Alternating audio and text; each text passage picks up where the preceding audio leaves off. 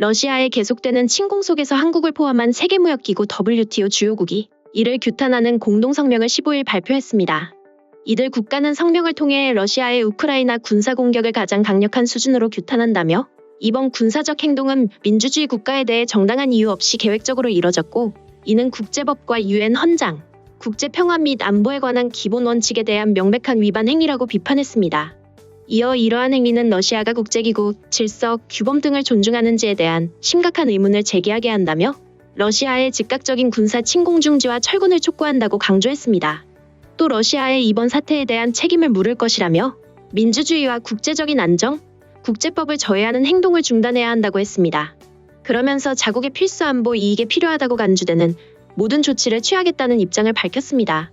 이들 국가는 이 조치에는 우크라이나 지원이나 러시아에 대한 기타 의무 이행 중단이 포함될 수 있다며 예컨대 러시아의 상품과 서비스에 대한 최애국 대우 정지 등이 해당된다고 경고했습니다.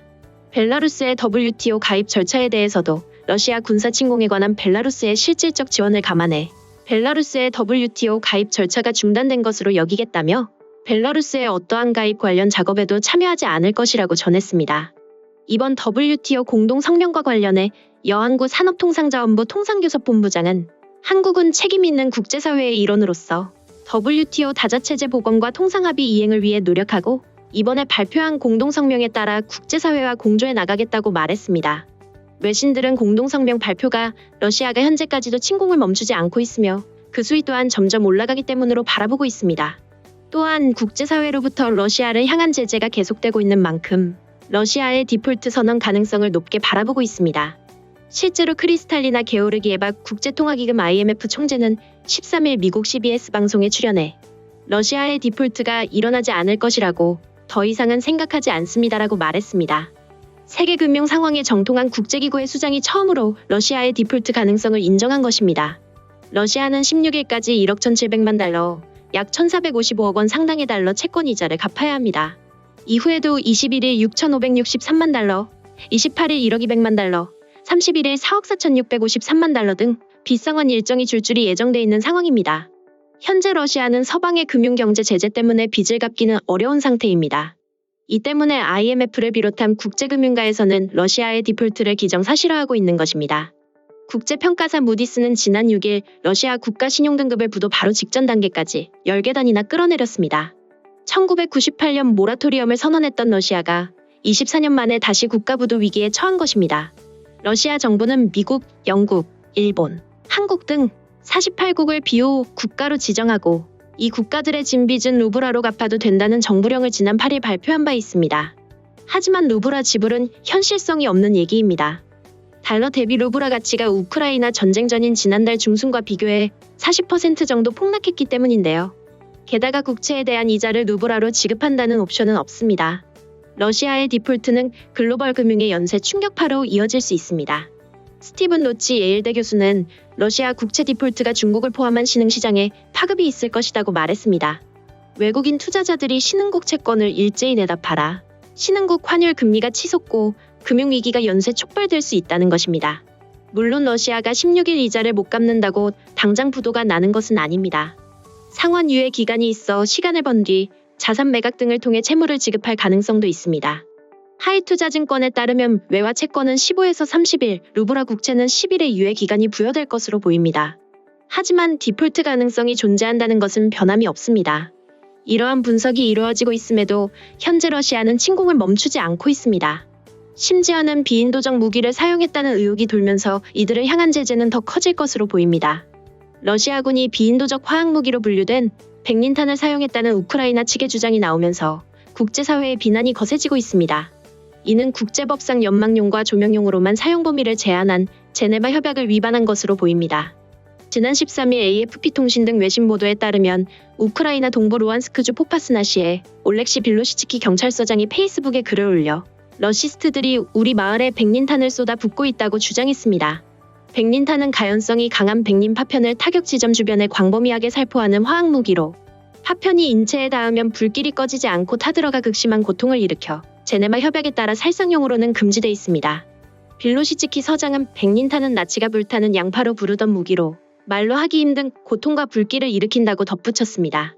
루안스크의 주지사인 세르이 하이다이도 이날 페이스북에 러시아 전범들이 포파스나 마을에 백린탄을 사용했다며 사진과 영상을 게시했습니다. 류드밀라 데니소바 우크라이나 의회 인권 담당관은 온라인 서명을 통해 러시아가 포파스나시에 백린탄을 사용했다며 관련 사진을 같이 공개했습니다.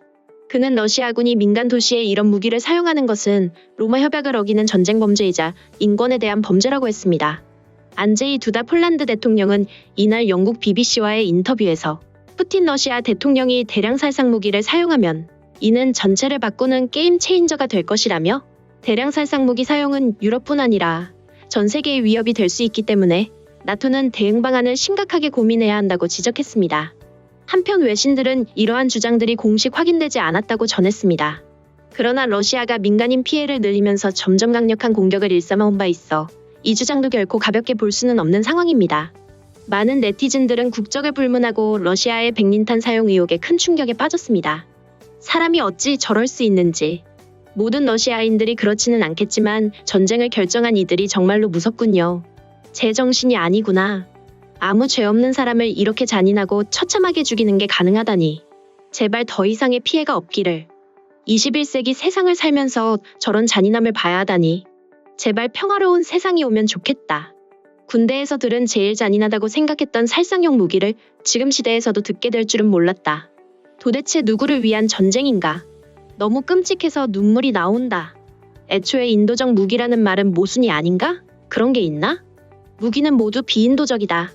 그 중에서도 특히 고통에 이은 더 큰 고통, 공포를 심어주는 잔악한 무기가 있다는 사실에 강한 분노와 인간의 잔혹함을 느끼게 된다. 백린탄은 습기로 탄다. 그래서 인간의 습기 찬 피부와 각종 내부 장기가 2700도에서 타게 된다. 얼마나 잔인한지 난 상상할 수가 없어. 만약 그것이 우리 가족을 향한다면 손상대를 절대 용서하지 않을 것이다. 아직 한쪽만의 주장만 보았기 때문에 성급한 비판일 수 있지만 그들의 행보를 보면 과연 그저 소문에 불과할까? 유엔은 전혀 기능을 못하고 있다. 애당초 안보리 상임이사국 가운데 러시아가 끼어 있었다는 것 자체가 잘못이다. 자세히 보면 백린탄은 아닌 것 같고 세세한 알루미늄 소위탄의 파편인 것 같긴 하다만 어느 쪽이든 협정 위반 무기인 것 같으니 비판은 피할 수 없다. 푸틴은 서방이 돕지 않는다는 걸로 무슨 일이든 행할 인물이다. 어떻게든 그에게 정의를 보여줄 수 없는 것일까? 러시아는 이길 때까지 공격을 계속할 것이다. 화학무기로도 안 되면 다음은 핵공격이겠지. 전쟁이란 것은 정말로 무섭네. 군 상층부와 푸틴 씨의 초조함 때문인지 일반 시민에 대한 무차별 폭격과 포격을 일삼고 있습니다. 지금까지 백린탄 사용 의혹 소식과 관련한 네티즌들의 반응이었습니다. 오늘 내용이 도움이 되셨다면 구독과 좋아요 부탁드리겠습니다. 시청해주셔서 감사합니다.